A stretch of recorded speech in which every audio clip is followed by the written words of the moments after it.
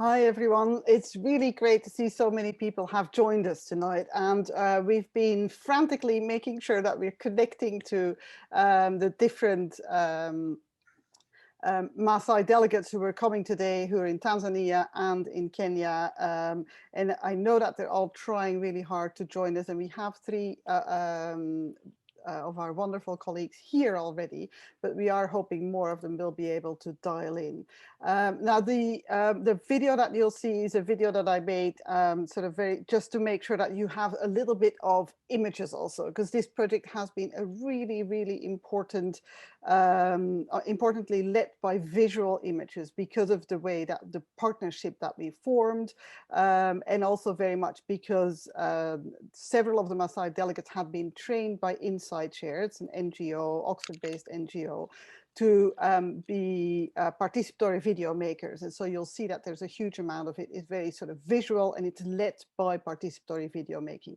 So I just wanted to introduce that the project to me has been a project that gives hope, direction, and grounding to our ambitions as museums to work with communities on redressing some of the colonial complicities that lie in our collections, and therefore also are in our displays and in the ways that we talk about objects. And I'm not even sure if we should speak about the work as a project, because projects sort of are very much they have this clear path of deliverables and outcomes and outputs and the main goals, and they're very concrete sort of deadlines that you work towards. Well, this project has been one that has been hugely iterative, and I think that from the conversation that will become very clear. But we just wanted to sort of tell you a little bit through that short video with a bit of images what the sort of trajectory has been chronologically, and then we'll take a conversation where I'll be asking several questions to our partners. I think what's also important to mention is that the project has been able to be so iteratively, thanks to the flexibility of all partners involved, and also the flexibility of our funders, the Staples Trust, and most importantly, thanks to the continuous firm leadership of the Masai for the project. And Sam in particular, who will sort of be will talk a little bit more about how that leadership is formed, but also how the team sort of showed us how to shape the project little by little, and sometimes with big leaps of faith that we had to take together, but always in collaboration with each other and checking if things worked, being brutally honest, and giving each other the feeling that it was okay if we didn't get it right immediately. And there's lots of things that we maybe would have done differently, but we'll talk about all of those things. I'm Laura van Broekhoven, and I'm the director of the Pitt Rivers Museum, which is one of the 4 museums of the University of Oxford. It's quite well known for its Victorian age space, and also its really rich collections, which were largely gathered during the height of the British Empire. I was involved very closely in a project that we were going to talk about a little bit more today, which is called the Maasai Living Cultures Project.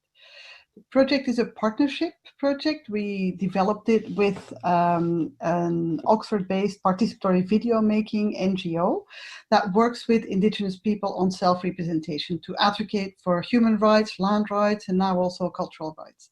And the project forms part of a program of work that the museum has developed over several decades, really, where we are working closely with communities, Indigenous peoples, people living in diaspora, to find better ways to care for the collections and tell more meaningful stories through more plural perspectives. Sometimes those conversations will also involve discussing whether objects need to return to their originating communities.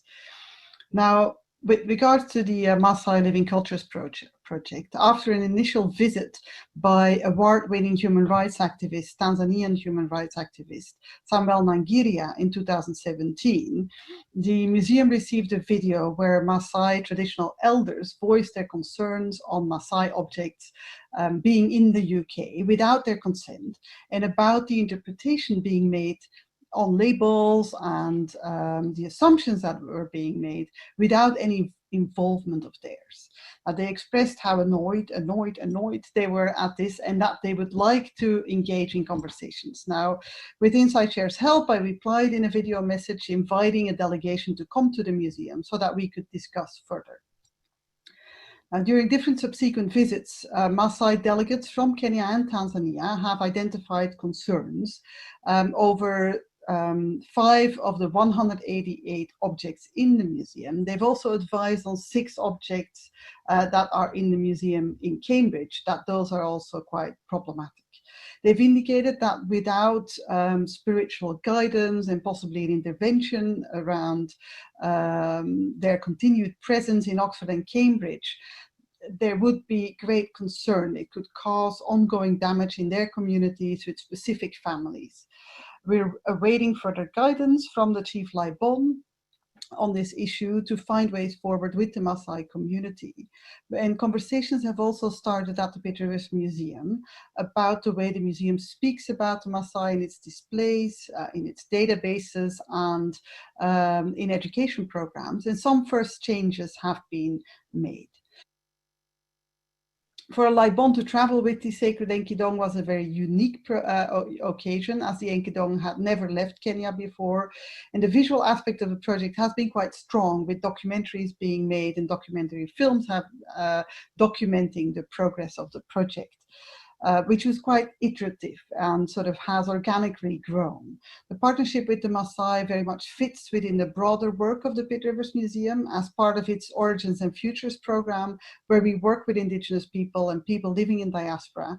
And we've been able to sort of engage artists, community members, specialists from all over the world that have a vested interest in the collections and how they could be better cared for and spoken about through more plural and more honest perspectives that on the one hand openly acknowledge and engage with their coloniality while also unlocking other more meaningful interpretations and futures towards a sort of pluriversal perspective. So that was our introduction to just so that you have a little bit of images of when people were able to come into the museum and a little bit of the trajectory of the project. Now, I'd like to ask if all the panelists, so that's Nick and Jessica and Sam and Amos and Scola, whether you would be able to turn on your video.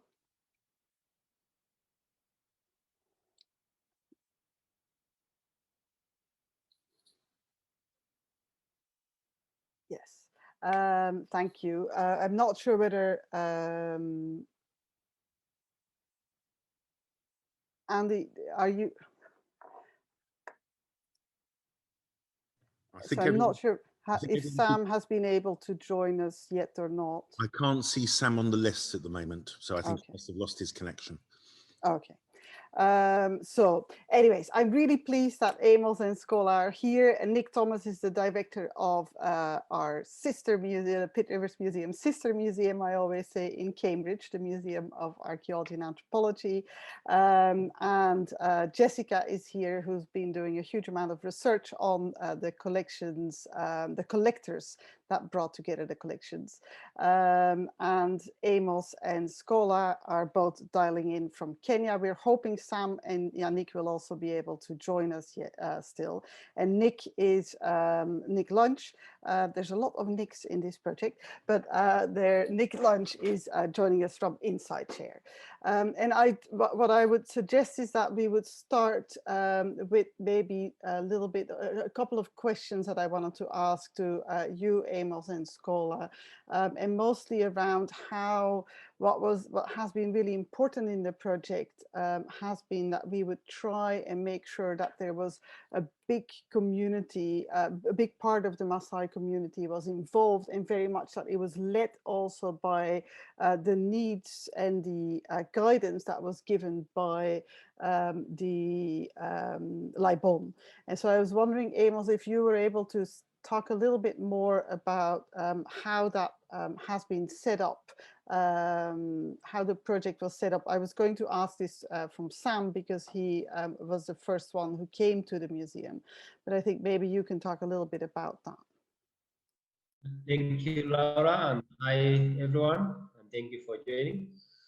My name is Amos Leuka. I'm joining from Kenya, the Loita Hills. As Laura said about the start of the project, it was started by my colleague Samwel Nangiria, who happened to visit Pitt Rivers Museum and find a number of objects that are kept in the museum for a long time, which are not really telling about the real story about the Maasai. And also some of the objects were so problematic and they're very sensitive to our culture. So he has a lot of questions to ask in the museum. And upon his return back to Tanzania, he consulted the elders and informed them about the collection that are being kept in museum, which are being used in our culture. So one of the stories that come out is that our culture is living, and putting it in a museum is like not respecting our culture and considering it as something dead. So upon his return, he met the elders, and as you have seen in the film or in the last film that has been shown by Laura, the elders have tried to speak to the museum through the issue of PV, which has communicate how the Maasai feel about their object. And in that connection, there was a relationship which has been developed between the museum, and the Maasai community. And the delegation of 5 people from Kenya and Tanzania have happened to visit the museum, and they consulted widely about a number of objects, and they come to find out that 5 of the objects are so sensitive to our culture and they're problematic. So upon that, they returned back, and we happened to join the movement to try and understand what objects are in the museum. And we consulted the chief librarian, who in that aspect have also consulted the traditional leadership of the Maasai, both in Kenya and Tanzania, where we hold a number of a forum with traditional leadership to discuss about the objects which are being kept in museum in UK. So in that case, another thing developed where we have to give the feedback of the chief librarian and the traditional leadership to the museum. So another delegation visited UK Museum in 2020, just early January. Over that period, we are also able to try and travel.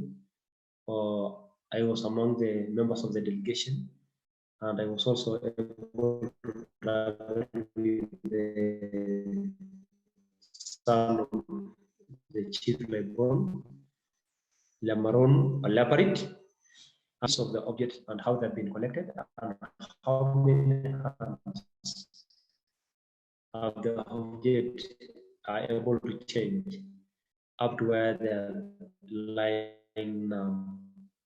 So in that aspect, we are able to trace using the sacred calabash in Kingdom, and the Lebanon was able to explain a number of objects and how they are connected with our culture and the way they have been taken from the communities, how many hands the object have changed from the owner to where it is lying now. And also we are able to visit the Cambridge Museum,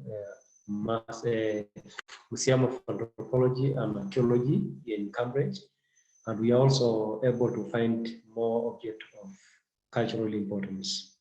And in that, that's where we left the UK Museum, and now there is a new development of how can we start a reconciliation and healing process to make sure that the effect of colonialism will be redressed to bring healing to both Maasai families and the UK families who are affected in this process. Thank you. Thank you, Amos. So thank you for sort of outlining the different aspects that have been so important in, and Scholar, I was wondering whether you could talk a little bit about, because you were with the first delegation who came, and I was wondering whether you might be able to talk a little bit about sort of your perspectives and your viewpoints. You at that time, so we first started the project as very much where, you know, so Sam, as Amos was saying, came to the museum because he had been invited by Inside Chair to be part of an indigenous leadership training program and formation of an indigenous leadership group, actually, from across the globe. We had brought out certain objects, and he had immediately sort of said, "Ooh, I do not understand how these objects could have ended up here." And I was just wondering whether you could say something about once, you know, Sam had gone back, we had received the messages, the message from the elders, and we had invited you all to come here. I know that there were a number of elements that you had agreed across with each other, what you would like to discuss with us. Could you say something more about that?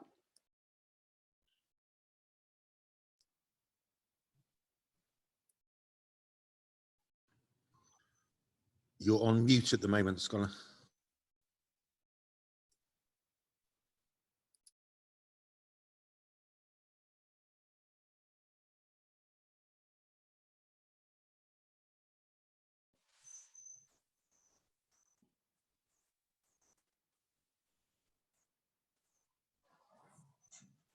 Yeah. Okay. Yeah, we can hear you. Yeah, my name is Scholar. I'm from Kenya. Yeah, the journey of the living culture has been a long journey, but I can say that there is light ahead. Because since 2007 and 17, when Sam went there, he came with the news that there are some artifacts in the museums. He was so stressed, and also some feeling that the artifacts or the culture has been locked in the drawers, like a dead culture, whereby our culture is living. He came here, and in 2018, we started another journey back there to the UK. I was among the delegation. We went there in a group of 5. I was the only one from Kenya. We visited the museum. For sure, it was so tough, because now if you see some of your things and they have more value in the community, they are useful, they are part and parcel of our life, it is so bad to see them just lying like dead things in the shelves. But at that time, we started a journey to see what we can do. And from there, we started a collaboration between the museum, and we decided to move together to see what we can do, so that at least we can get the solution of what to do next. From there, when we came back from the UK, we went to both countries, and we brought we called the elders of both Kenya and Tanzania, of both genders, community leaders. First, we had a very big meeting in Narok, where in Kenya, where we just wanted to know the feedback of the people concerning the artifacts that are being kept in the museums. Now from there, we started to look for a healing process, whereby we can get the solution of what we can do about the artifacts that are in the UK, and also our collaboration together with the museum. From there, we moved to Tanzania, where also we had, we called the elders, and we meet them, and we came up with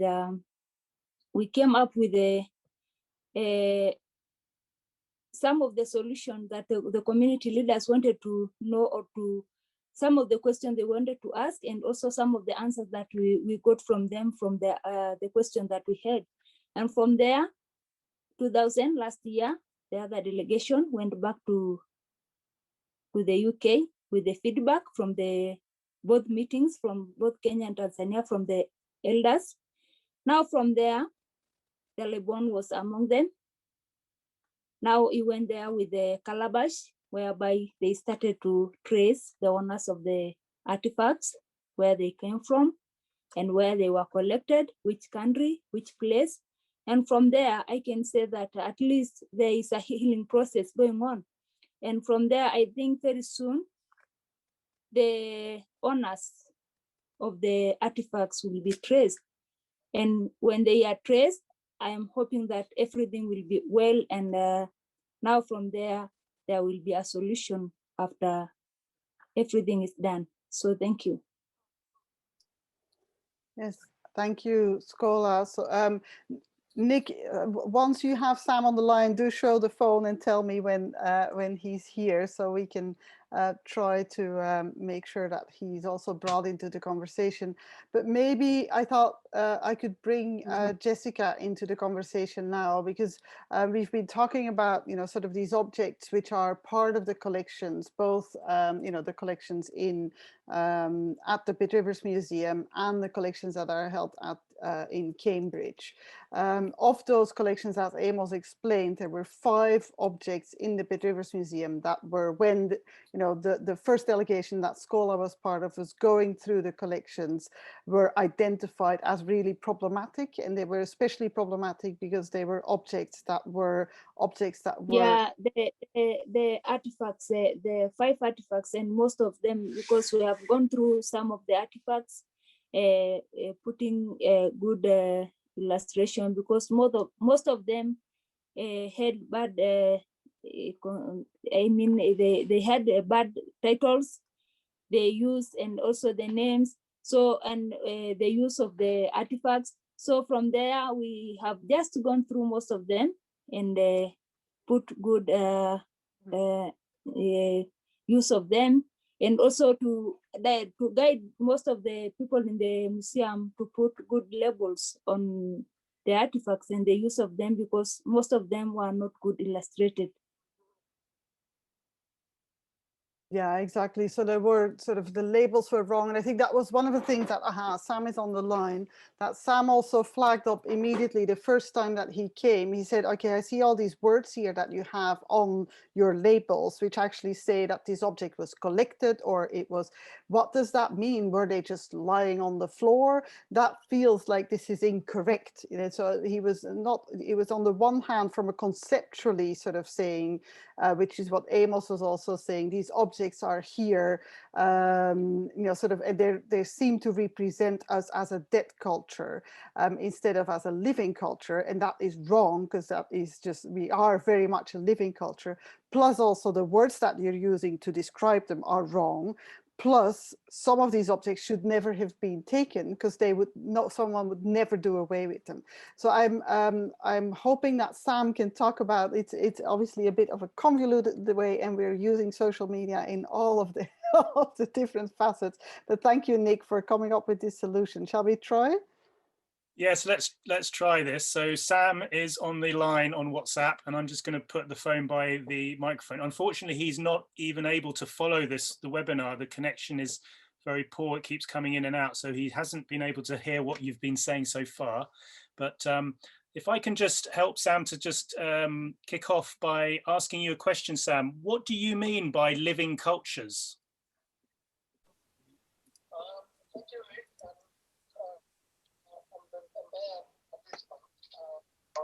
I'm very sorry that I couldn't connect.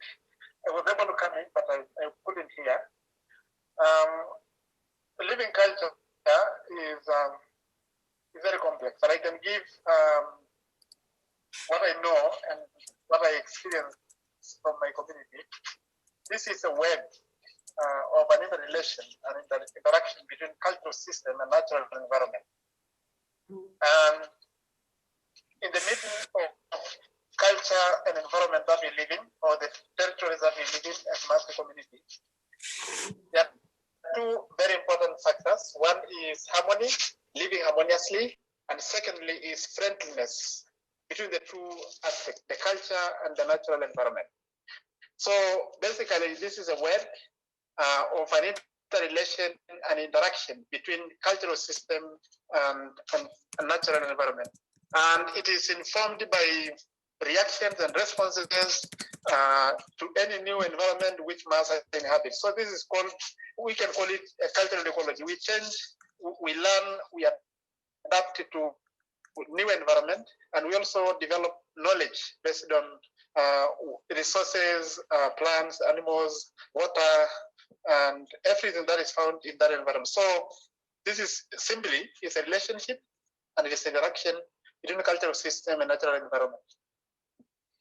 Thanks, Sam. And this relationship is ever living, and it is transmitted through specific cultural learnings, interaction, talk about the cultural training camps, interaction, individual interaction with the environment where we live. And this is a sort of a very organized system where the generations have been able to learn more equally, and everyone feels that he has enough information, enough knowledge to take forward and to make sure that it is respected and appreciated in the community. Thanks, Sam. And could you tell us why was building a team to do this work so important to you? Because you first experienced this yourself in 2017 when you were on your own.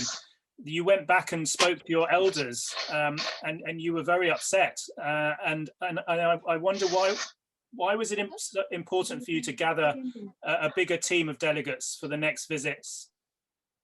And how did you do that?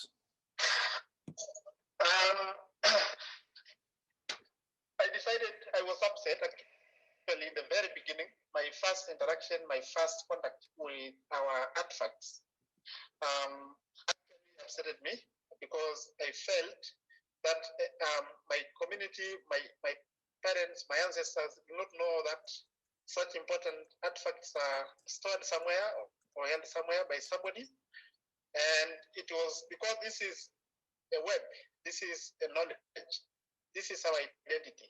I decided, and I knew that I could not do it alone, and I decided to use the camera to show elders some of the photos from the museum and get their reaction about how they feel and what we can do as a community to make sure that we understand more about how the artifacts went to the museum and who is holding them and why, and also explore about how they are related, still related our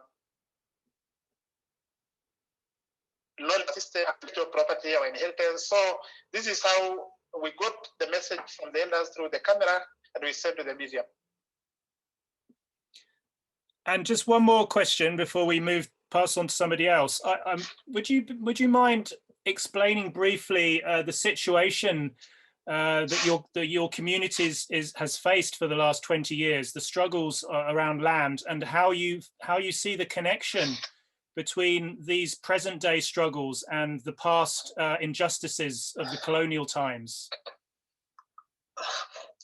My community for the last 20 years has been in the hardest time because we've been struggling to maintain, to keep our land, to keep our culture, to keep our identity. And most of the pressure that we are experiencing now, actually the pressures or the intervention started by colonialists.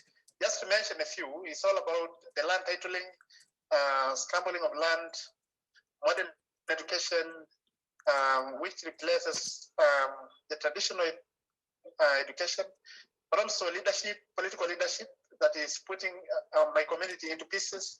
So it's been like replacing the traditional leadership. So this is to say, what you are struggling now with is actually a continuation of what was started by colonialism. So there is a lot of connection, and especially now that with when you see the artifacts, for instance, just to say,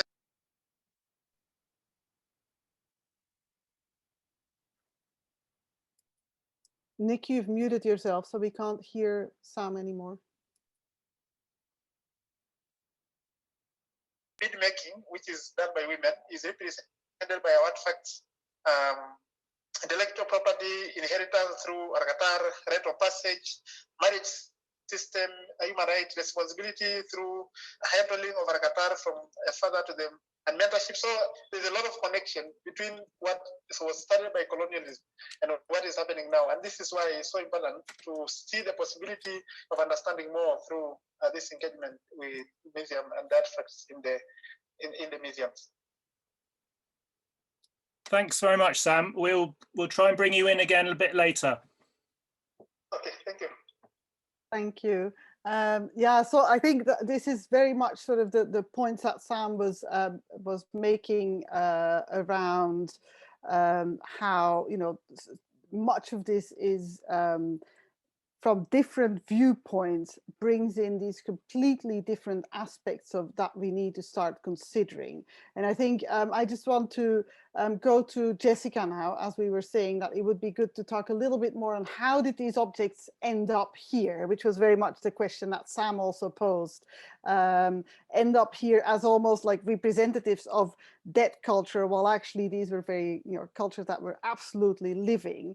And so talking about the, and what Sam is saying, that these colonial processes that were taking place in the past when objects were being collected very much affect the Maasai community today, which is why also this work is not just relevant to them because of a museum context, but very much about sort of current societal contexts.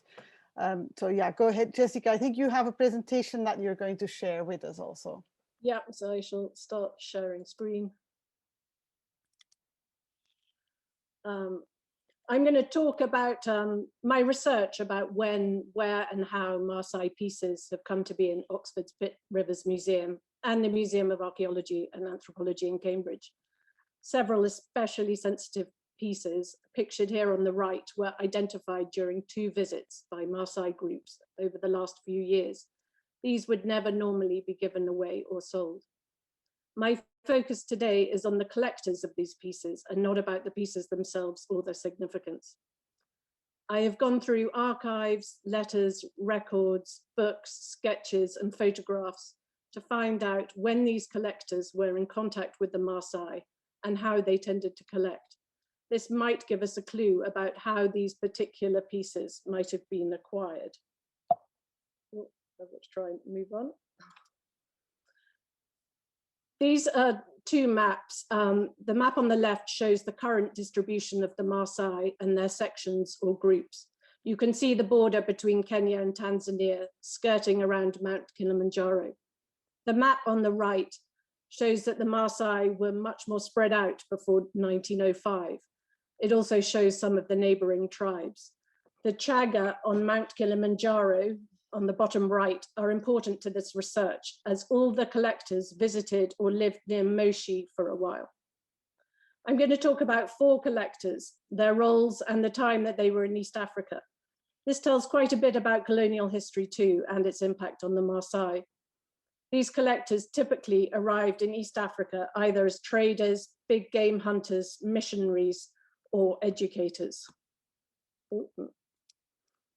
The first 3 people I'm going to talk about arrived in East Africa at the end of the 19th century, which was a difficult time for the Maasai. You can see on the slide, the decade from 1884 to 1894 is referred to as the disaster, or when the cattle died, a period of droughts and cattle and human disease. Up to 90% of livestock died during the 1891-92 alone. And this followed a long and difficult period from fighting between the Maasai sections and with other tribes in what is now Kenya and Tanzania.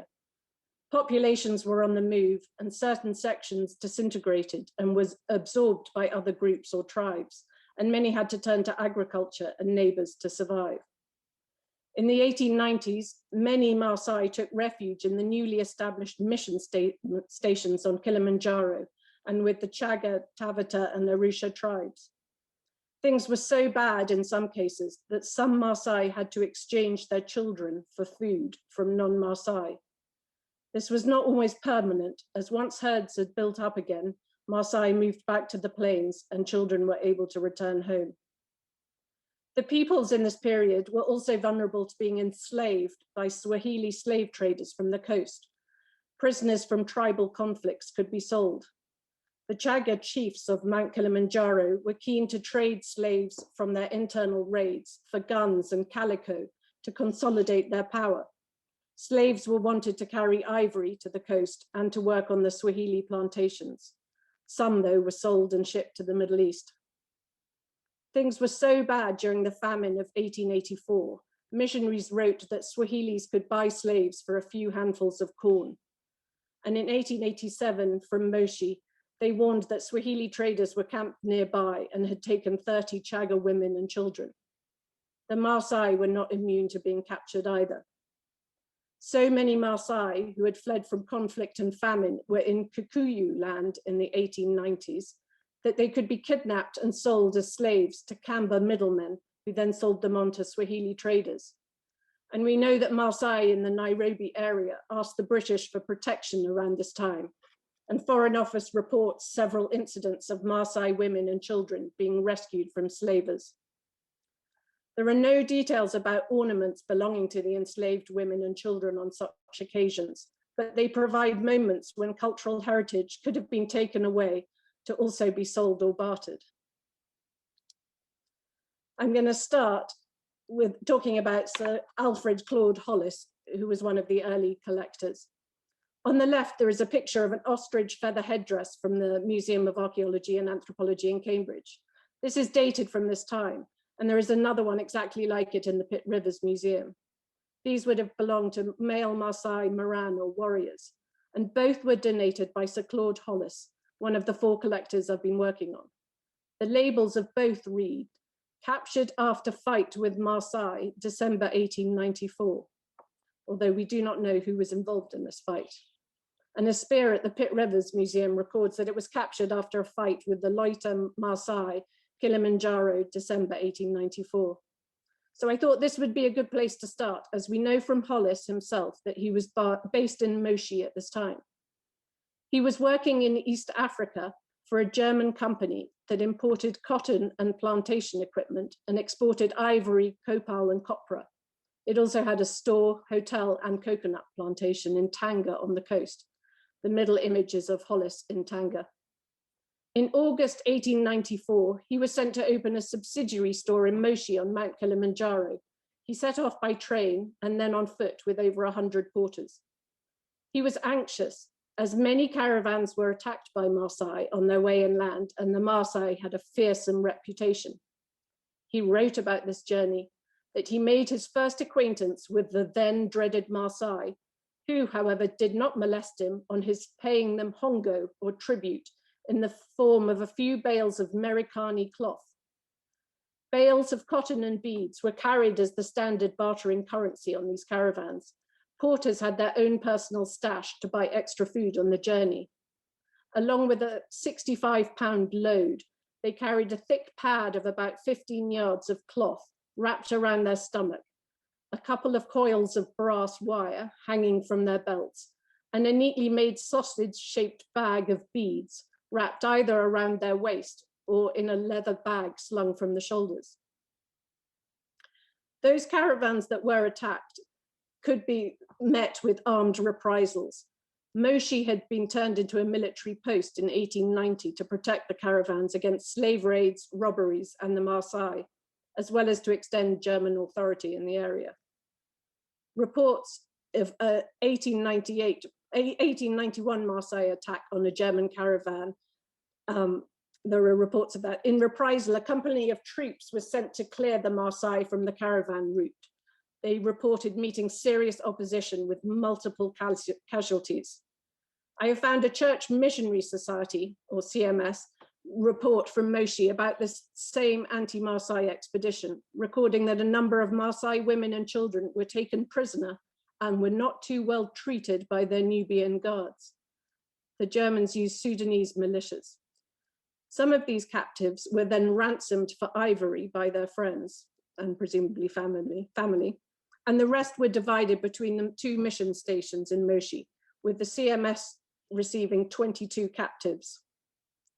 I haven't found a reference yet to this incident in the German colonial records for December 1894, but I'm still looking. But it would seem that an encounter like this would provide a logical explanation for how headdresses came to be acquired by European collectors after a fight. Another context might have been fights between rival Chaga chiefdoms, some of whom used Maasai warriors as auxiliaries. And the Chaga chief of Moshi was trying to establish himself as the paramount chief on Kilimanjaro at this time. I think it's highly unlikely that Hollis was involved in any fight himself. He wrote a handwritten autobiography, which is in the Bodleian, and I'm sure he would have mentioned being involved in a military engagement if he had. It would be more likely to think that he acquired these pieces indirectly, perhaps via the German officers' mess in Moshi, where he had been made an honorary member. The photo on the right shows the German fort. The headdresses are not especially sensitive, but a blue beaded necklace, long chained earring, and an inheritance bracelet were also pictured on my first slide. These are also most likely to have been acquired while he was based at Moshi. All are listed as coming from Maasai land and German East Africa, and the only Maasai land he visited before 1904, when he donated them, was around Moshi. At this time, he also acquired necklaces, belts, fly whisks, and colobus monkey skins. Hollis wrote that he had plenty of spare time there, and the store was not a great success. So he used his time to study Swahili and started to learn Ma, the Maasai language, from a Maasai youth whom he employed. He made expeditions to all the chiefs on the mountain and to the mission stations, including a few days at the CMS station at Taveta, which is just inside what is now Kenya. Taveta had been colonized by a more sedentary agricultural Maasai who had moved south and were then dispersed after they were defeated by more powerful relatives in the Rift Valley. Pastoral Maasai would exchange milk and skins for grain and honey with more settled Maasai. Perhaps, if needed, they bartered their jewelry too. Maybe Hollis acquired the pieces on his visit there. Or he acquired them back in Moshi. There were certainly some Maasai living among the Chaga after they lost their herds. Then there were still the Maasai who had been captured on raids. They might have still been at the Moshi mission station and have been prepared to part with their possessions, or perhaps they even left them behind.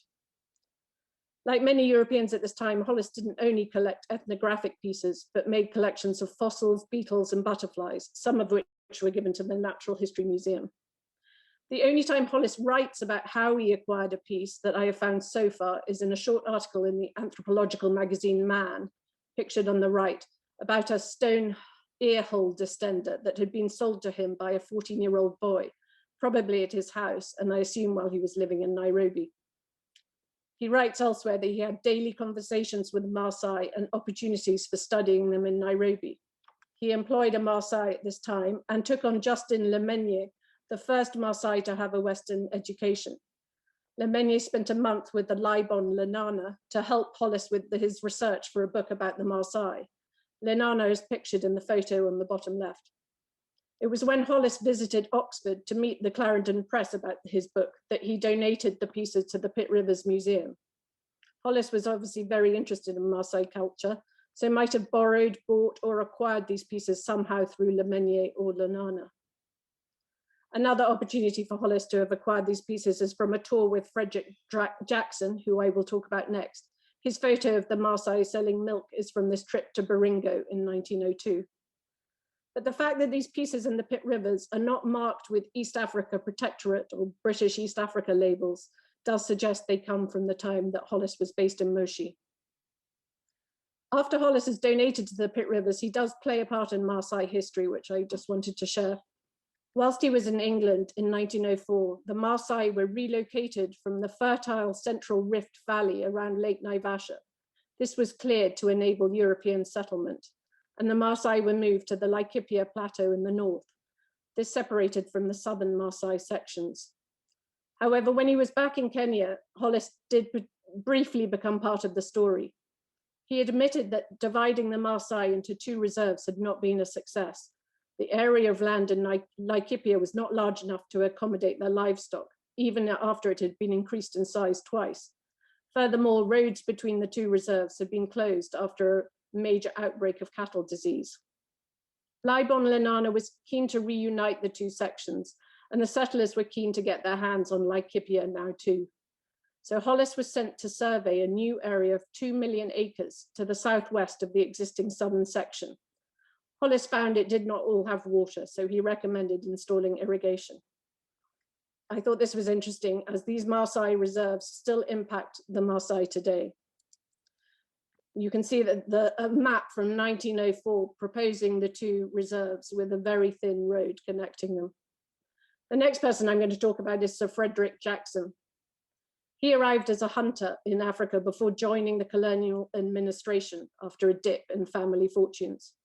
He had also been involved in the Maasai moves and had fallen out with Sir Charles Eliot, the Commissioner of British East Africa at the time, over the relocations and the allocation of land to settlers.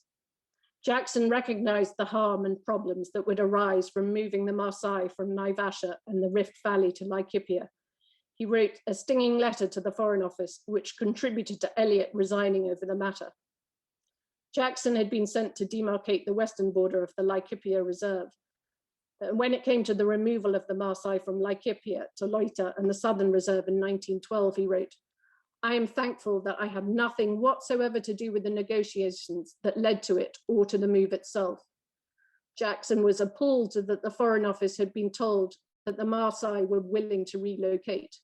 In fact, Laiga Lishu, leader of the northern sections, had been clear that the tribe did not want to move, but would only do so if they really had to. I want to rewind a bit. Jackson first came into contact with the Maasai on a hunting trip to the Kilimanjaro region in 1886 to 87. He camped at Taveta, but wrote in his book, Early Days in East Africa, that his first contact only came after 5 months. It was a peaceful meeting with a group of warriors. After a nervous approach, they all shook hands, and the warriors then managed to track down and kill a wildebeest that he had wounded. For the next 3 weeks, he had visitors to his camp almost daily. He writes that he had initially dreaded meeting them because of their reputation, but that no one could have been more friendly than they were from start to finish. He wondered if the Swahili caravans spread rumors about how dangerous the Maasai were to deter European traders from taking over the interior. Jackson was invited back to a Maasai Manyata. There he met a group of both young and old. He shook hands with everyone. The girls liked looking through his binoculars and were astonished by the nails in his boots. He gave them a present of 3 pounds of mixed beads and some iron chain. He does not note if he was given anything in return. Later on, and this is time in what is now Kenya, he was in charge of the Eldoma Ravine Station. He noted that he had a lot of conferences with the Maasai and got to know Laiga Lishu, later the leader in Laikipia, well there. And the Maasai played a role of a mobile police force for him. At some point in his time in East Africa, Jackson acquired several important and sensitive objects. Unfortunately, he does not write about how he acquired most of his collection from the Maasai. We know he bought a very fine, long-bladed spear from a Kwavi Maasai at Mumias. He also bought a Somali knife, spear, and shield in Lamu. So he was interested in building a collection. He was also given quite a few pieces. For example, Mandara, the chief of Moshi, gave Jackson 2 beautiful spears as a memento during his Kilimanjaro hunting trip. And Jackson gave him a gun in exchange. Mandara also gave him his own sword as Jackson was leaving. He told Jackson to put it on. Jackson didn't realize it was a gift, so started to unbuckle it, at which point Mandara said to him, "Don't do that, it's yours." Jackson writes, "And that is how I became possessed of a sultan's sword, and I value it all the more from the regal manner in which he presented it." He was also given a broad-bladed spear that was shorter and thinner than a normal Maasai spear by the cook who had survived the notorious killing of the missionary Horton in 1886. We also know that he persuaded people to part with pieces. For example, when he visited Miriali, Mandara's son-in-law, another chief of the Chaga, he was given 2 very fine spears as a gift. However, he wanted Mandara's earring, which he knew about from a book illustration and which he could see that Miriali was wearing. So he instructed his interpreter to gently hint that nothing would please Jackson so much as the gift of that very earring. This did work the other way too. Mandara had his eye on Jackson's 28-bore walking stick gun, and Jackson promised to give it to him before he left for his hunting trip, and I assume he did so in due course. Jackson ended up with a very successful colonial career, ending up as governor of Uganda. The sensitive pieces that Jackson collected are some inheritance bracelets that are passed from father to son, and they are in the Archaeology Museum in Cambridge. We don't know much about how his collection came to the UK, except that the pieces first appear in the Ipswich Museum and from there end up in the Pitt Rivers and in Cambridge. I'm still trying to find out more. He also collected a large number of bird specimens, many of which were given to the Natural History Museum. The next collector is the Reverend William Ernest Taylor, who is a missionary based in both of what is now Tanzania and Kenya. He moved between mission stations quite a bit, but was mainly on the coast, where the majority of stations were at this time. It is not easy always working out where he was and when. Taylor was highly regarded as a Swahili scholar, although he learnt other tribal languages too. And 100 years after his death, he was still remembered by some old Swahili families in Mombasa as Bwana Taylor. He had partly finished a medical degree before he left for Africa, and he was valued for the medical work he did at the missions. Sometimes he would see more than 50 patients in one day. As he was normally on the coast, I think it's most likely he acquired the Maasai pieces when he was based at the CMS station at Moshi for 6 months in 1888. He wrote of his time there that I had opportunities not only of increasing my collection, but of observing the country and people. And the little sketch on the right is something he made at that time. He made a journey to Arusha, and perhaps he met and traded with some Maasai on the journey there, or in Moshi itself. In December 1888, he wrote in letters that the Maasai always come to tell the chief of Moshi, Mandara, their plans before raiding the region between Moshi and the coast. One of the sensitive pieces he collected was this iskira, pictured in the middle.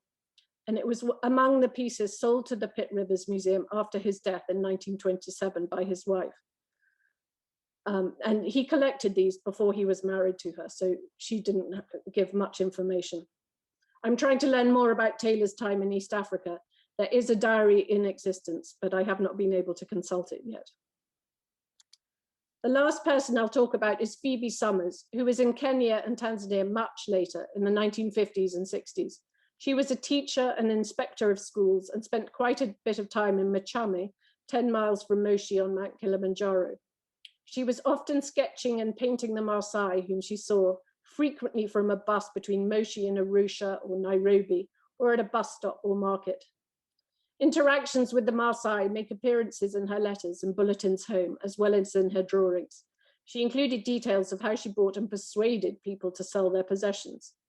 On the right, you can see a letter she wrote in 1955.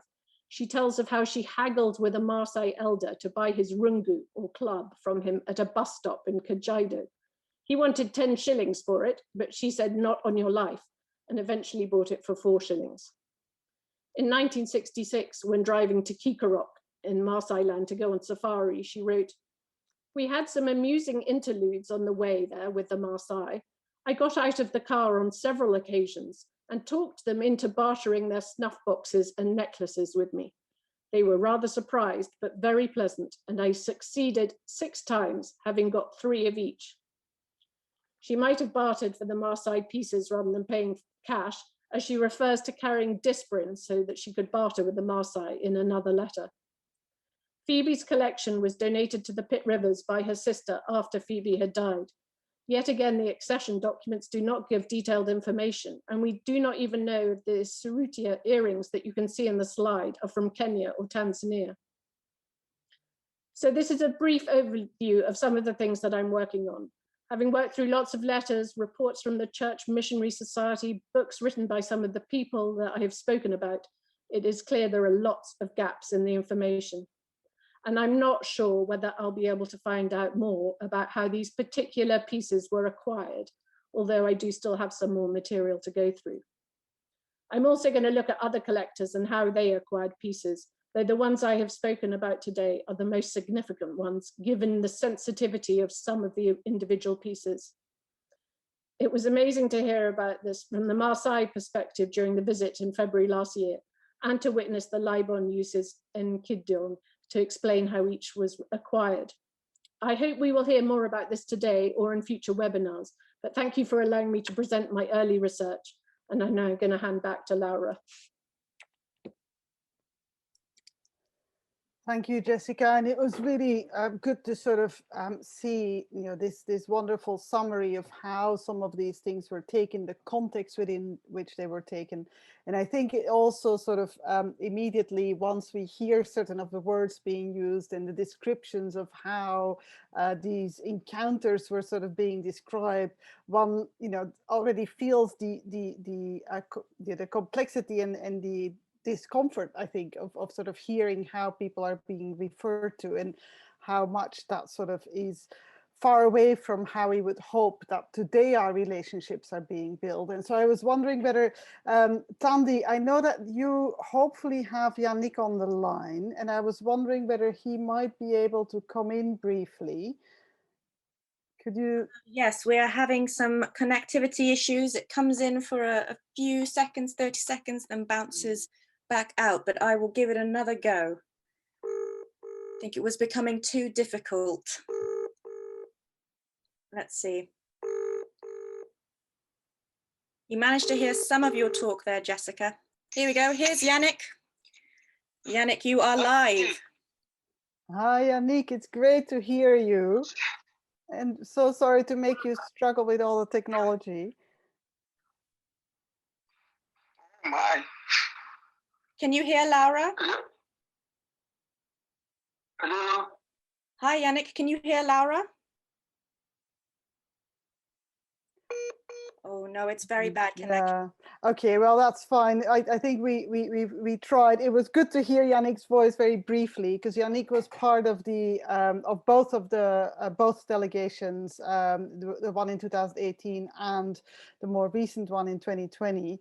And I wanted to ask him sort of one of the very important moments of the 2020 delegation, which appeared, so in 2018, it was really clear that, we had these collections, both in Oxford, and then later also it became clear that there were other objects in Cambridge that had come to us through these very sort of these different moments of encounter, of colonial encounters, one could say, and that there were serious concerns with the collections. It was indicated in 2018 by the delegation that Schola was with and by Sam that there was a need for further work happening in the Maasai territories itself to consider what to do with these objects that had now been identified as really problematic, which were the objects that were seen in the first slide of Jess's presentation, but also that it was felt there was a real need for spiritual guidance from the Libon. And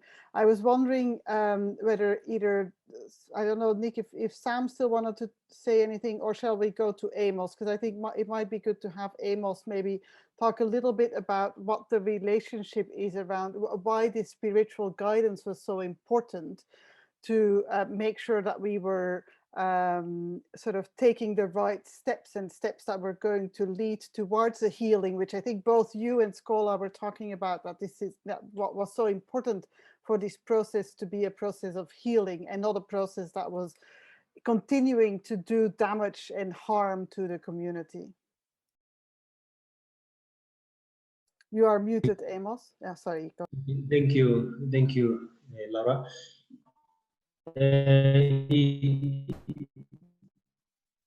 When we prepare our visit to UK, the first thing we did with his and the message we go with is that I need a peaceful reconciliation. I don't want to start something that will bring damage to my community. And he stressed very clearly that if the process is not going to be healing, and I don't want to put my community at my time to another problem where they have gone through. So in his spiritual guidance, he has always been focusing on that. And he said that if this process will be honored the way it has been started, then we are seeing that this process will be one of its kind. It will be a different process that is very unique, and the approach is really bringing peace, reconciliation, and healing to both Maasai family and the UK family. In the visit, we share our finding, including a video to him in a group of the delegation. And when we ask him about the family, he said that he don't want to disclose any information to the family until there is confirmation that we are going to bring a real commitment to this process. If the museum are committed to ensuring that this process will be holistic and true to bring healing, they are going to contact the family. So at the moment as I'm speaking, given that we don't have that authority to release the information to the families are not yet informed of what happened, but he traced the families and find that there are those one who still remember their loved one, and there are those families who are still traceable, and there are those families which are really in problem as a result of that. So he said that he don't want to go and start wound. He want to see give the community a new relationship with the Britain family, a new beginning with the people who have been the colonizer of the Maasai people and also the people in East Africa. So that is why the spiritual guidance is very key in this. The other thing, what makes him so much important in this process, in our traditional society, the Maasai people is the lead person in ensuring that all the ritual, all the cultural practices, he guides them in both Kenya and Tanzania Maasai. So he advised through the Council of Traditional Leadership, so that if you say this process is not okay for the community, then the Council of Leaders will always make sure that this process is not okay and we are not going to be party to this process.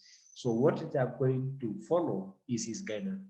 So the chief liaison or the spiritual leader is so much important in this process because he started it and he is so much keen to see this process completed. He said that he wanted finished in his lifetime. Over to you, Laura. Yes, thank you, Amos. And I think that has been sort of a really important thread throughout the project, where on the one hand, we are working with delegates from the different, from different parts of the Maasai territories, both from Kenya and Tanzania.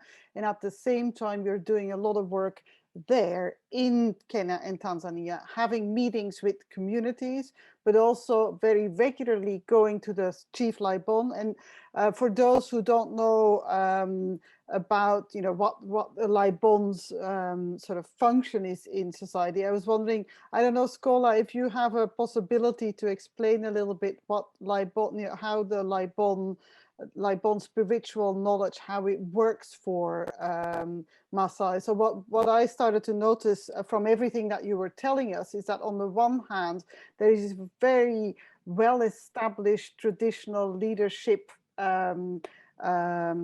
process which actually asks for all of you to go through almost 50 years of training to become a senior elder and to have the seniority to actually be able to participate in different aspects of ceremonial life, but also in the political establishing of a political leadership. And then there's also the spiritual leadership from the Laibon. And I think that was a really important sort of matrix of advice that we were being given, during the process of the project. Schola, are you able to come in and talk a little bit more about that? You are right. You are right, Laura. Laura, just to add a bit of what you mentioned, it is just very clear that the Lebon, where the HZ are being formed, and that make the leadership of the community, and also inform the transfer, the accumulation of knowledge and wisdom, and transfer from one generation to the other.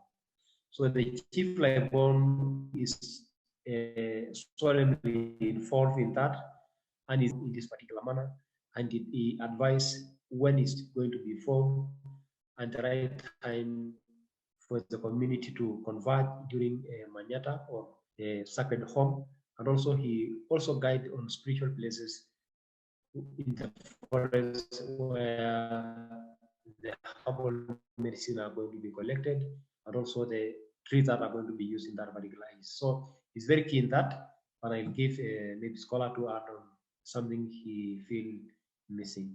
Thank you, and over to you. Yeah, okay, just to add a few things concerning the Chief Lebon.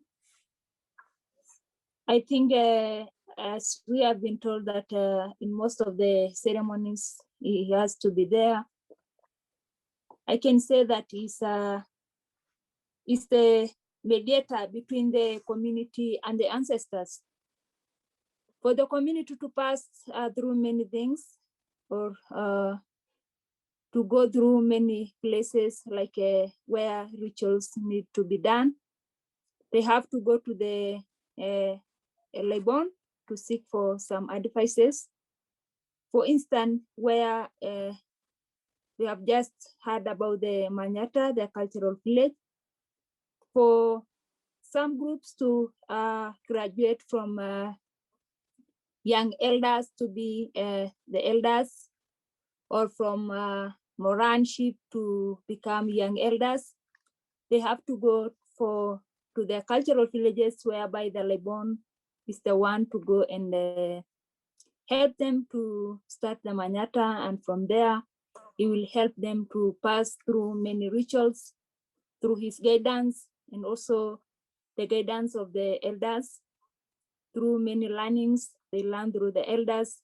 And from there, now they graduate to become young elders. And also, in many cases, if there is anything the community need to know, maybe even in the times of drought, in the times of disasters, the elders have to go there to consult the Lebon, so that it can also stand between them and the ancestors, or also to the gods, so that they can get the answers of what is going on, what is the solution of the disasters, what is the solution of the problem that they are facing at that time. And also, like in the issue of the artifacts, like now where the Lebon was involved, is the one to go and through the Enkidong to know where exactly where the artifact got from, to trace the owners, to trace the families. And from there is the one to go and talk to the families when the time will come, because it is a very heavy thing. Because just imagine if somebody will come and tell you that to remind you of somebody who was just passed many years ago, he will be reminding you of something that you have forgotten, you don't have it in memory. It is very tough. So he has some knowledge. He has got some knowledge on how to tackle things from different perspectives, different angles, to make them fit in as it is supposed. Instead of bringing more destruction, he will just handle them peacefully in a manner that he will just put everything in position in a smooth way, whereby it will not affect anybody or anything at that time. So I can say that Alaibon is just somebody that has been given great knowledge to handle things in different ways that not everybody will just handle as he can. Thank you. Thank you, Scola and Amos, for explaining that more to us and to our audience, I think also. And I was just, so in 2020, when the Laibon's son, who's a Laibon in training, the chief Laibon's son, who's a Laibon in training, Laibon Lemaron, joined us, who's the son of Laibon Mokombo, who's a chief Laibon. He was able to, through this, the sacred calabash to the Enkidong, do a reading of the objects that Jessica was showing. He also went to Cambridge, and I want to come to you, Nick Thomas, on how to maybe describe a little bit what the impact was of the delegation coming to Cambridge. And obviously you've had quite a bit of projects. I mean, we know that you've had several projects where you've worked with Indigenous leadership and Indigenous communities around collections that are in Cambridge. So I wanted to sort of see whether you could maybe sort of talk a little bit more about some of those projects, but also how the visit went and what kind of new layers of information that brought to the museum. Thank you, Laura. And there are a lot of people here, so I feel I should be very brief. Maybe I could just start by echoing things you said at the very start about the identity of the Museum of Archaeology and Anthropology. For many years, we have been really committed to engaging with people, the descendants of the people from whom collections were made, objects were in some cases appropriated. It is also extremely important that we represent the contemporary lives of those communities. The representation of living cultures is, I think, absolutely fundamental to our work, as well as that of many other world cultures museums in the present. Hosting people, whether they're from Mongolia or New Zealand or First Nations American communities, is the most rewarding part of the work we do. And we've done a lot of it, but I think it's important that we don't congratulate ourselves on that record, because we are very much aware that there are many different challenges, and the stories, the histories, the challenges confronted by the different people who come to us vary a great deal. And I think it's reasonable to say that the visit we were honored to receive from Amos and Sam and Scholar and others was hugely important to us, but also extremely troubling, because it underscored how little we understood collections from some places. It underscored our ignorance about material that we had the responsibility of caring for. And of course, caring for collections is not just physical care, it's about making sure that material is properly known, understood, that its significance is communicated. So that I think it was troubling. Our Maasai colleagues were shocked by what they found, but we were shocked to find what we had. That was a challenging set of discoveries for us, but I think a really important set of revelations that has to lead to a process of further engagement and research. Laura, I think what you said earlier about this sort of engagement not being a project is critical. A project is really too formal a term, where it implies that you start with something and you've got a set of goals and you're going to finish in 2 years' time and have certain outcomes.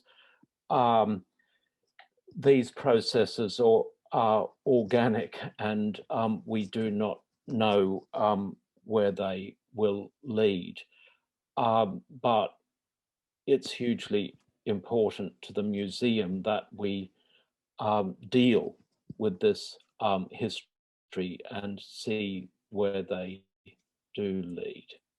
I think I should stop there, because I know other people have things to contribute, and maybe other participants want to raise questions. But my last point would just be that research is really important. We really need to understand the interactions between communities, indigenous groups, colonial agents, including those who made collections, who appropriated material, who bought material, who were given material. We need to understand those more deeply. It was really fascinating to hear the research that Jessica reported. Just let me add as a postscript that some of the material in Cambridge was collected by Thomas Buckley, who was a big game hunter and also a zoologist. And so far, I think we've really struggled to understand exactly when he was where, how he came by the material that was later given by his widow to the museum, and what engagements lie behind that. So there is certainly very much more work to be done. Thank you. Thank you, Nick. And I think that gives us sort of beautiful bridge maybe to our Q&A session, because there's several questions there that are quite, that are very much sort of, sort of asking questions about what are the next steps, what are the, how, one of the things that has been mentioned several times now, both by Amos and Scola, I think, and also by Sam, is that the guidance that we've been given is about, is on the one hand to sort of say, okay, museums, are you serious about this? We need a serious commitment to start taking the next steps, because one of the next steps that would need to be done, and which was also identified by the Laibon Le Maron when he was in the Pitt Rivers Museum, and also when he was in Cambridge, was that when he was reading the Enkidu, and when he was sort of looking at where did these objects come from the knowledge system of the Masai, which is a really well-established knowledge system, he could actually get, a bit what Jessica has been able to do by trying to piece together, so how did they end up here? What the Enkidu was able to tell through both the chief Laibon and the Laibon Le Maron, was actually to go one by one of the objects through what the Enkidu was saying is which family objects were taken from. And Jessica asked the question, how many, which family in Maasai territory, and how many hands it went through before it ended up in the museum's collection. So there was this whole field of knowledge, this whole epistemology that was completely not clear to us and wouldn't normally be part of the research that we do in museums, but that actually was giving a whole added layer and a whole new dimension to our research. So I think that is where we're also redefining what research needs to be and what research needs to be sort of composed of, and where I think one of the questions that it was Amos and Yannick and others posed very prominently, and it's in the documentary film that is made, is they said, why haven't you guys reached out to us before? We know about these objects, we're a living culture. How is it that only 100 years later you're reaching out to us? And that's, I think, a very powerful moment in the film, is when you actually say, yes, we apologize that we haven't, it's you know, it's just ludicrous that we haven't done this before, because it's in bringing together these different knowledge systems that actually will be able to do the work of reconciliation and redress. And I think that was what also came really prominently out of the conversations that we were having. It is also the bit that has been asked of us, is to see whether we could trace the individual family members, both here in the UK, of people who are involved in the taking of the objects. So that is one of the things that Jessica and Tandy are actually trying to do now for some of the objects that are in the Pitt Rivers Museum collections. And at the same time, as Amos has been saying, what the Laibon Mokombo said is, and what Scholar was saying, is that if we would be going to the family members that they've identified on the Maasai side, that actually is a whole process to do that, to actually be able to go to people and talk about these objects. Because what was very prominently, and it's a pity we can't have Yannick join us, but one of the things that I think, Amos, maybe you can speak about, when you went to Cambridge and there were 6 Orkatar that you saw in Cambridge, that was a very shocking moment, I remember, for you. And I was wondering whether that would be something you would talk about a little bit more, and why the next steps need to be taken in a very delicate and very sensitive way. So we can't just sort of, because I know that museums often are sort of, we're sometimes seem to be a little bit in a rush to either sort of rush into research or rush into repatriation. And I know that from the Q&A, that those are the questions that everyone's asking. So when are they going back, the objects? But I think what we've been doing is trying to make sure that we're getting the right guidance, so that we're doing the right next steps and not just rushing into something without considering all the different dimensions of reconciliation and redress that need to happen. So Amos, I was wondering whether you could talk a little bit about this moment when you and Sam and Yannick and Juliana and James were in the in Cambridge, where the Orkatars were brought out. Thank you. That was really one of the, I can say the saddest moment in our visit to Cambridge, because we were so happy trying to, the 6 Ilkatari were laid on the table. It's like we are seeing 6 dead bodies. Because in our culture, Al-Qatar is something that can be transferred from a father to his son. Something that you cannot give, sell, or do anything. Lying there is like, all these people have died. These things have been taken without the consent of the family. So it was really shocking for us. It was a sad moment. It really brings us memory of how of the suffering our people has gone through. It also gives us memories of the present struggle, that the trends are continuing. As my colleague say in the first, when he speak, that what we saw in the museum is a reflection of what has the colonialism done to us. So it is like there is a lot of life that has, we lost a lot of life as a process. So if we are able to see 6 El Qatari, what has happened behind the scene, whatever that we don't know has happened as a result of that. So it was really shocking seeing them. And as Laura said, that we cannot just rush to this process, because we need a wider consultation, including the spiritual guidance from the Chief Laibon, because he say we cannot just inform the family that your loved one has lost as a result of that.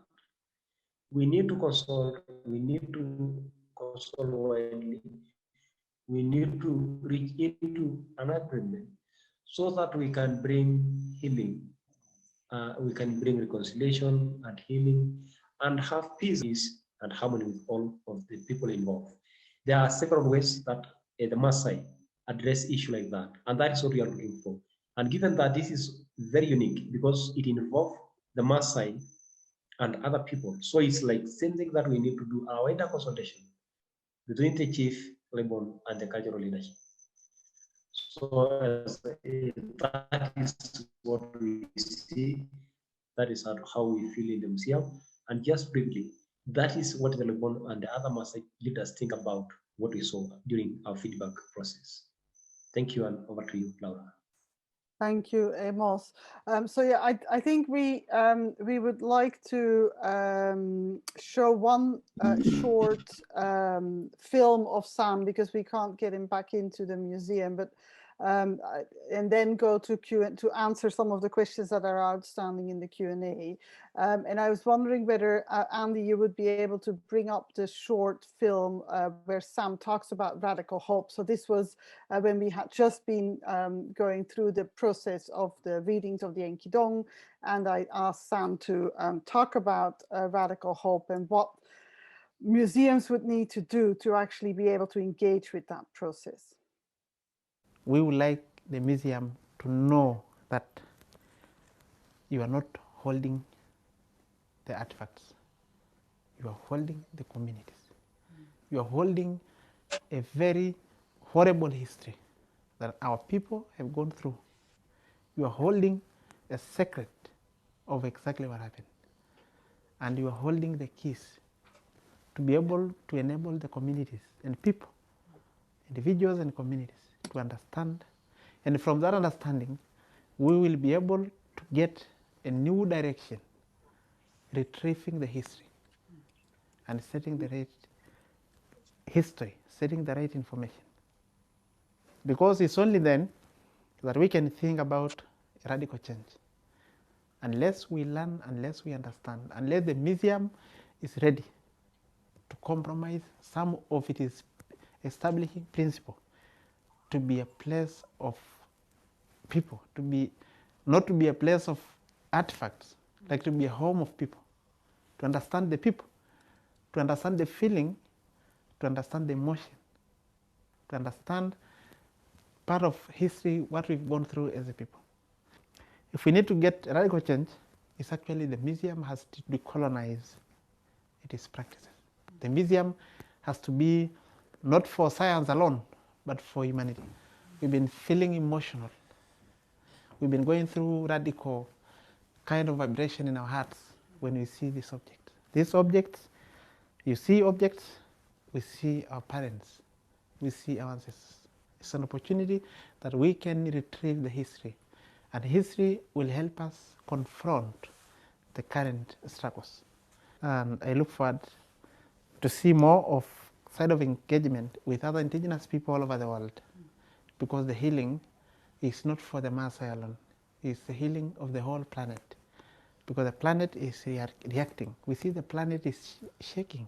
Everybody is worried about the future, climate change, but it's the result of irresponsible kind of life we have lived. We have detached ourselves from nature. We have detached ourselves from cultures that have permanent relationship with nature, and we've been dwelling with science, investment, money, and all this. And I think everyone is now a witness that it's time to reflect. And indigenous people will lead the world in that direction of reflection. Thank you.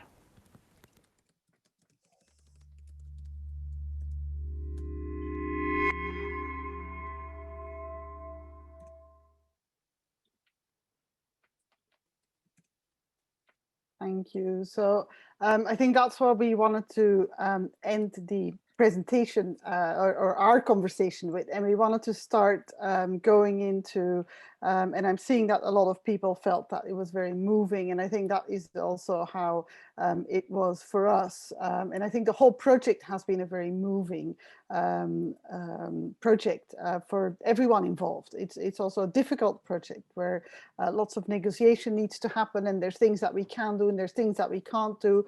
But we've always been sort of really putting, being honest with each other and being truthful with each other and following the guidance, both from the elders, both from the Laibon, our own regulations within museums also, and seeing how do we adapt our practices, how do we adapt our policies where necessary. And I think so this is really, as Nick was also saying, it's really a process. It's very much a process.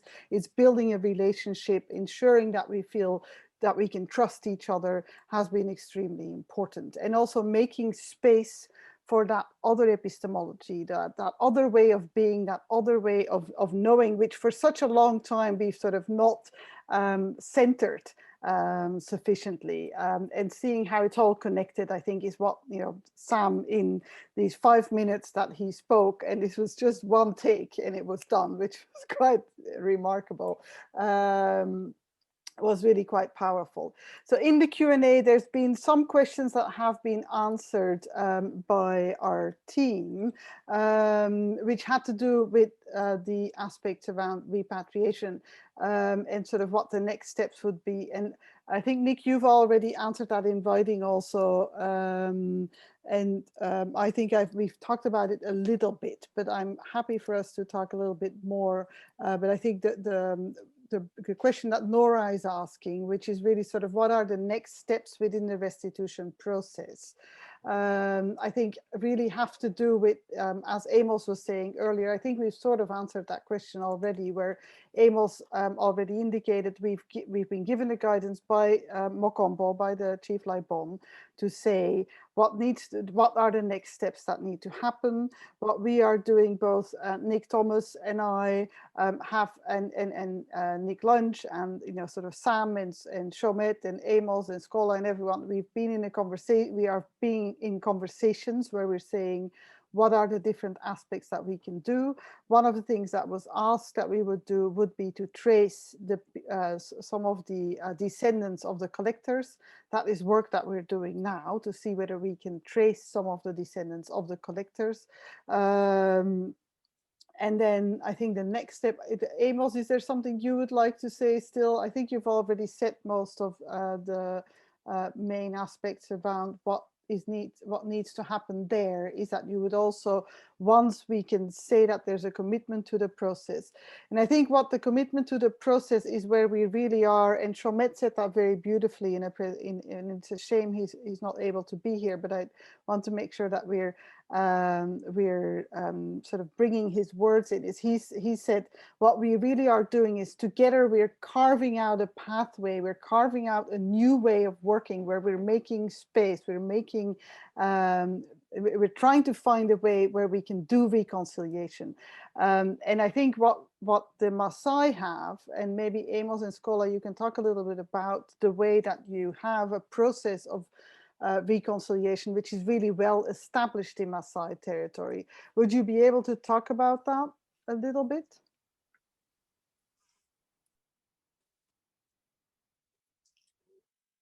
Yes, Laura, I can briefly talk about this process. It is called Ngro, which is normally when somebody kills another one, it's a way of cleansing the family and bringing the reconciliation to the two families. It is not senior most elders of the community with the guidance from the Chief Laibon, and it's being handled with care with the clans, so the clans are the ones who take. And it's a very, very sorrowful process that is being handled with care, that if something goes wrong in the process, it will be a curse for the two families forever. So it has to be taken with a lot of care. There is a way of, it's really a long process. The 49 cows are paid, but the 49 cows has a symbol, they have a meaning, because it just literally there are 40 cows which are being given from the clan. Then the 9 cows are given from the family, so that they will bring peace. They are not the equivalent of a human being, but it's just a way to make sure that the blood which has been crying have been compensated, so that it should not be cried. Because in Maasai, they believe that if somebody is killed and there is no come together as a result of that, and if they meet, there is always that cry which is not resolved. So the healing process in Maasai is done in that process of rock, which is being handled by very wise men under the guidance of the leadership and the senior most elders who are really informed of what has happened in the past. So it is really a very, very strong way of bringing peace and bringing reconciliation and healing to the world, how this can be done. And in relation to the process we have just started, why Makombo and the Maasai leadership really want a wider consolidation. This process now is involved 2 different communities, because the Maasai families and the British families. So it's something that we need to have a wider understanding. And Mokombo say, I cannot claim the Maasai families and leave the British family unclaimed, because in that aspect we have not made peace. So why the commitment is required? If there is that commitment from the directors or the representative of the museum, which are considered representative of the British family, can come together, can also research the descendants of the family who have been dwelling in Kenya and Tanzania, then in that aspect, there have to be a consultation, because we cannot just, the Mokombo say, we cannot just make a decision on our own until we bring them, the UK people come to Kenya, we do wider consultation. That is the time when we can say, after consulting the Sacred Calabash, which is in Kingdom, after consulting the traditional leadership, after meeting the British family, this is now the right way. This is how we can do. This is how we can approach this matter. Thank you. Thank you, Amos. And Scholar, did you want to come in still? Yeah, I think the process of reconciliation has been told clearly by Amos. I think I don't have much to add on, because it is clear, he has elaborated clearly. And there before we have just to talk about it, whereby the Lebon is now the one who is taking in charge to make sure that everything will be solved in a smooth way. Yeah.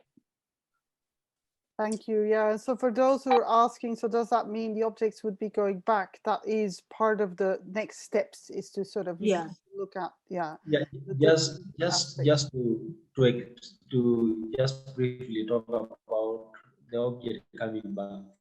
It is part of the consultation, because returning back the object, we have to see how we can receive that object. It's just not returning.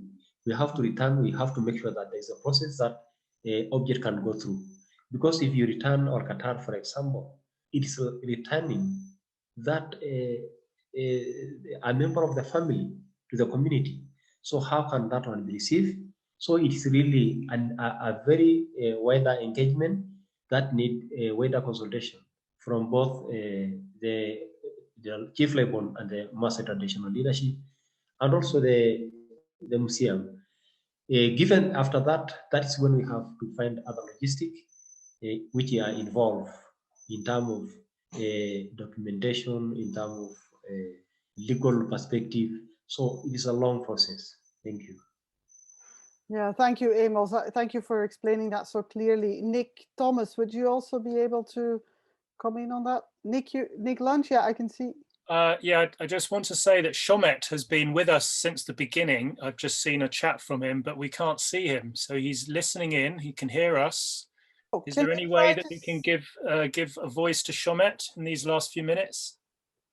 Yes, Shomet, would you be able to try and see if we can hear you?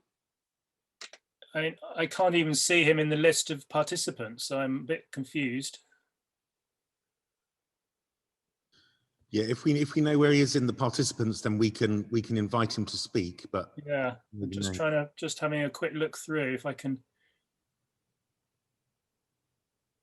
No. Okay, let me carry on, and I will ask him if he can tell me what his username is. Okay, wait. I can see. Yes, I can see. I think it's the person who has their hand up, which says Tandy Wilson, because he's coming as Tandy. Would you be able to bring him in? Talking permitted. Yes, Shomet, we should be able to hear you. You just need to unmute. Hello? Hello? Yes, we can hear you. Wow.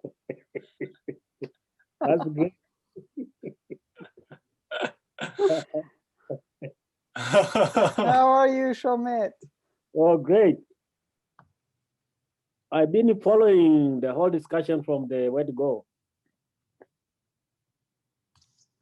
It's brilliant to have you with us, and I'm sorry we didn't know before that, but do please go ahead and maybe give, because I was quoting you, and poorly, I must say, doing a poor job at it, but you were you had given us this brilliant guidance already around sort of how, you know, this, especially around this aspect. Maybe you could talk a little bit more about sort of how we're trying to shape sort of the forms of reconciliation, and how you know, the ways that Maasai reconciliation takes place, how that might inform the way we could do reconciliation around these specific elements of museum objects that should never have become objects in museums. Yeah, there is. Thank you very much for having me. I'm sorry, I've been following you from the word go, but you couldn't see me. And about this issue, as I said to you earlier, this is a process, a complex process. It is complex because this is the meeting of two very different cultures. We have the Maasai reconciliation system, very clearly defined within our cultural system. Everything is white and black.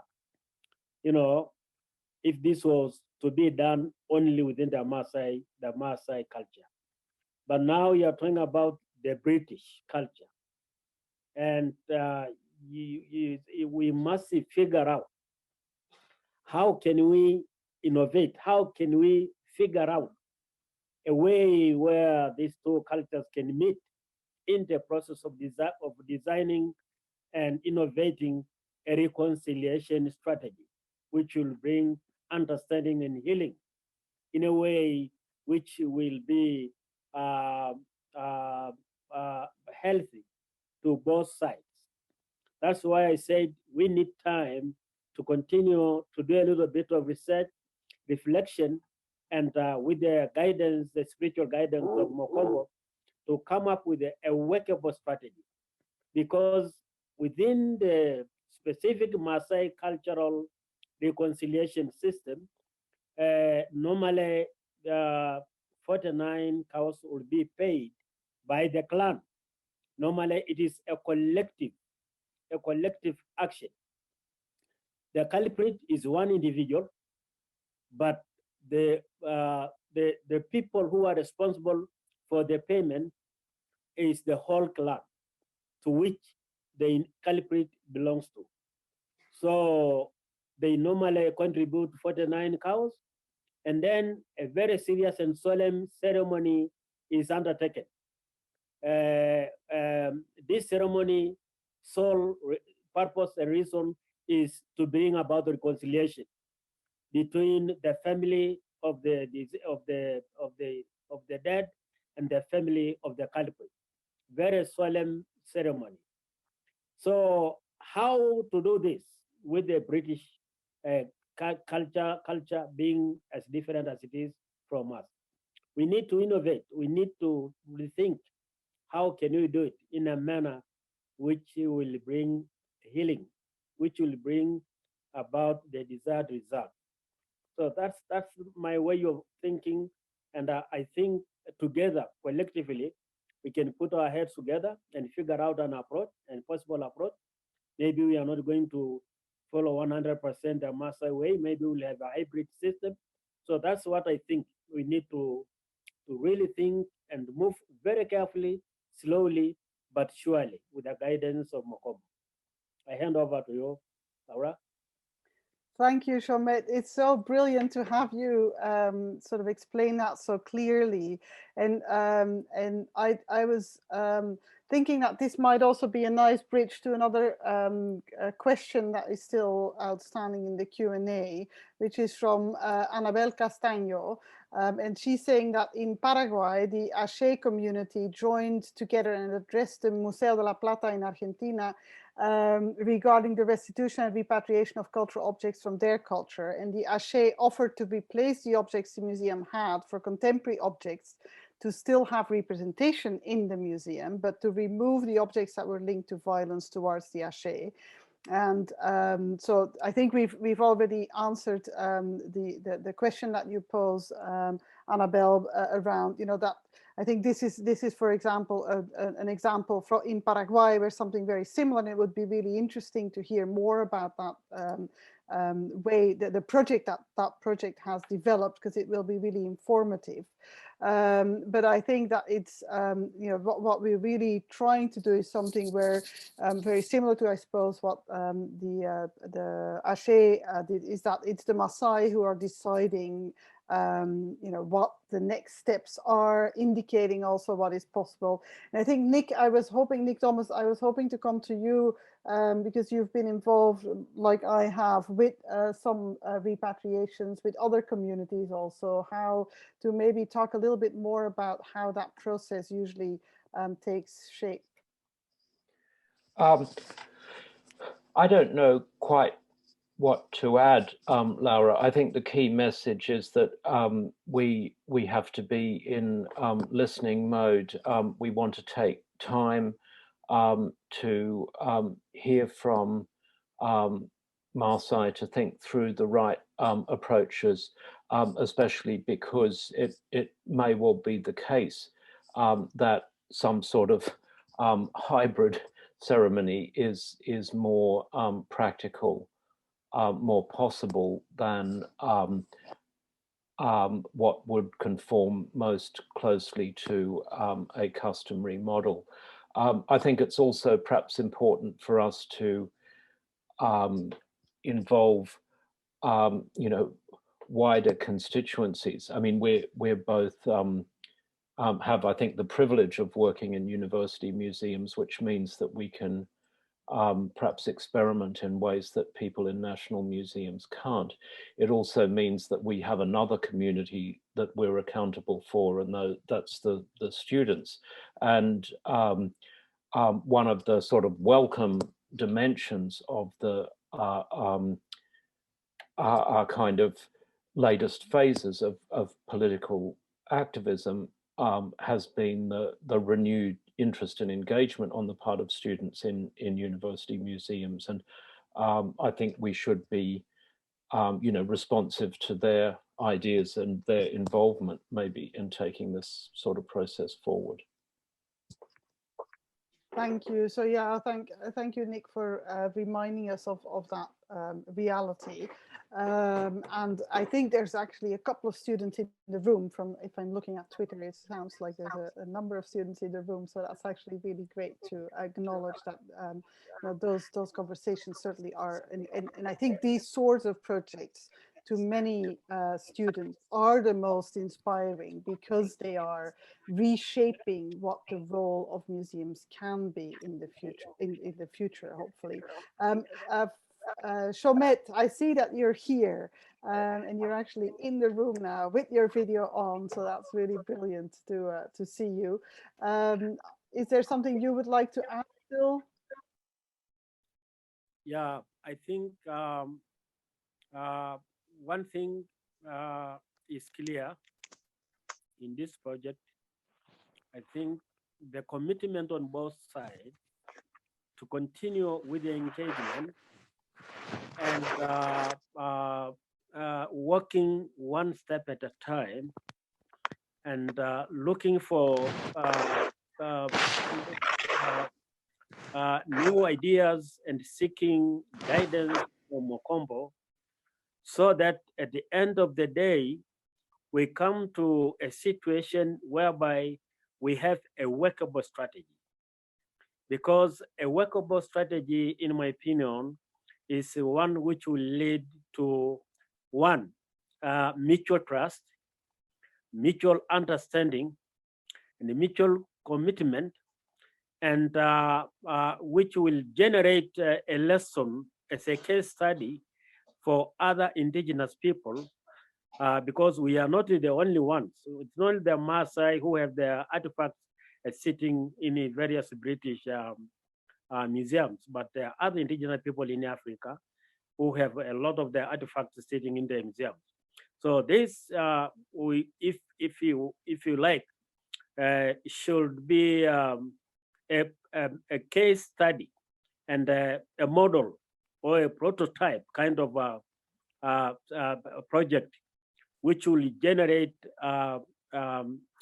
understanding, information of how to bring about actually reconciliation and redress of historical injustices without a fight, and making sure that we consult each other, we interrogate every step we take, if it will lead us to the desired result.